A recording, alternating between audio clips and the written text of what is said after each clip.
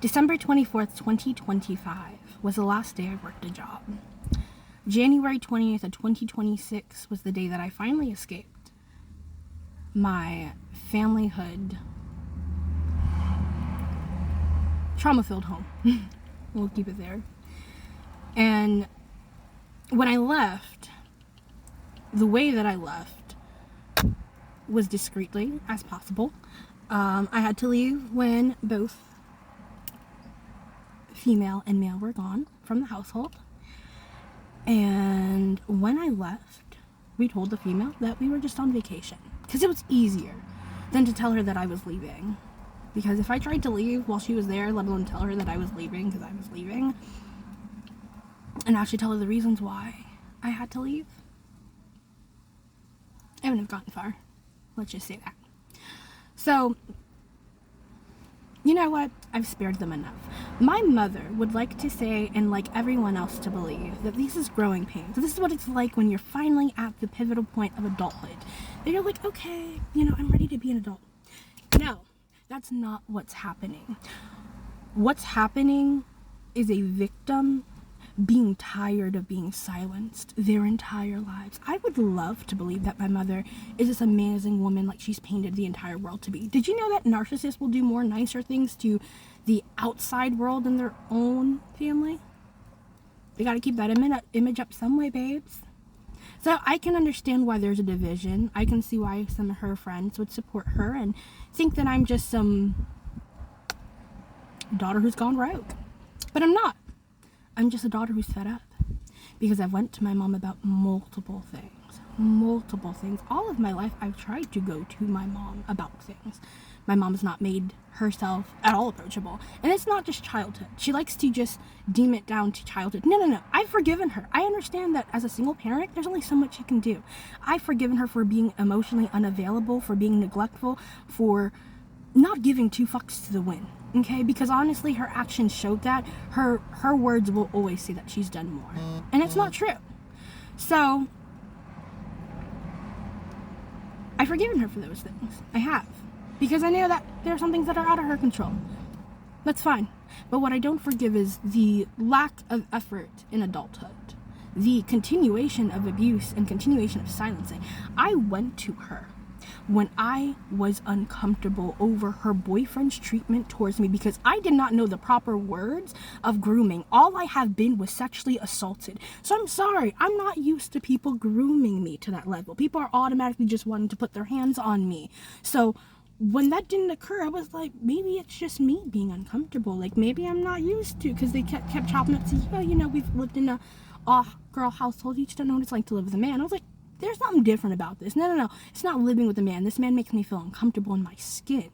He makes me feel scared. He doesn't make me feel safe. He doesn't make me feel these things. Now they try to brainwash me into making me feel safe. And at one point I was going on. I was like, okay, maybe this was safe. It feels like, no, the fuck it wasn't. No, it wasn't. No, it wasn't. No, it wasn't. So when I came to her and I said, hey, Mom, I'm uncomfortable. I'm really uncomfortable. I'm uncomfortable because he looks at me. I'm uncomfortable because of how he speaks to me. I'm uncomfortable how he looks at me. I'm uncomfortable how he approaches me. I'm uncomfortable with the lack of respect in this household and how I feel like I'm always pinned against two. And you wanna know what she told me? Straight to my face. And there's a witness to it too, okay? Because for her, she needs me to have proof down the wazah for it to be real, okay? She told me, I know he's a dick, but I like this dick, and I'd rather you not know him, because I don't want to be alone. You just want me alone. That's what it is, right? You just want me alone? No, Mom, I didn't want you alone. I wanted you to stop picking predatory ass men over your children. That's what I wanted, because this is not, let's remind the public, because I've kept shit private to fucking protect you, because you know what? I am a real ass bitch. I am. I rode 10 toes down about you. I was under the illusion everyone else was. I thought you were an amazing parent. I thought you really wanted to be there. I thought you was who you said you was, but you was a liar. Let's not forget how I was already touched underneath your care. And let's not forget that when we finally actually spoke to the police officers and did the recording to try to get his ass, it sounded more like you were having a personal breakup with this man than actually going after the man who sexually assaulted me in your home, in your living room, while you were where? In the shower. And this not happened once but twice. And if it wasn't because of your mother, the mother that you fucking hated, the mother that you made her pay for shit that she ain't deserved to be paid for because you was upset over your childhood with her, you treated her like shit. You treated her like the shit underneath your shoe, and I wasn't surprised when you started to do the same for me. Especially when you kept saying how much I looked like her. It made so much more sense. But I came to you every time. I did. I didn't come to you the first time when I was sexually assaulted when I was a kid because you scared the shit out of me.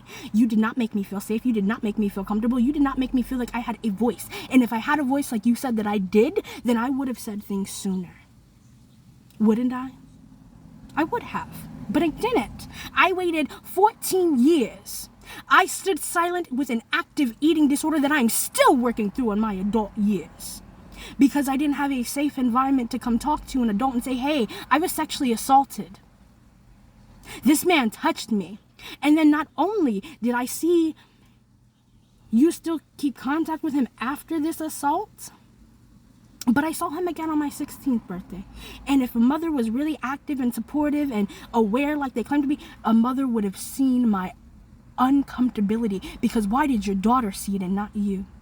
How come your daughter has always seen more than you do? That means you're not here. That means you're not present. That means you're not the mom that you thought you was. I'm sorry to burst your bubble, baby, but you have never been that mother. You have never been this person you painted yourself to be in front of everybody else. I have tried. I've tried to help get you there. I have been open. I have been honest, but you've not made it easy. And you have not made it welcoming. And then you going along and sticking behind this man who is clearly unsafe, who is clearly not here. When was the last time he fucked you, huh? When was that?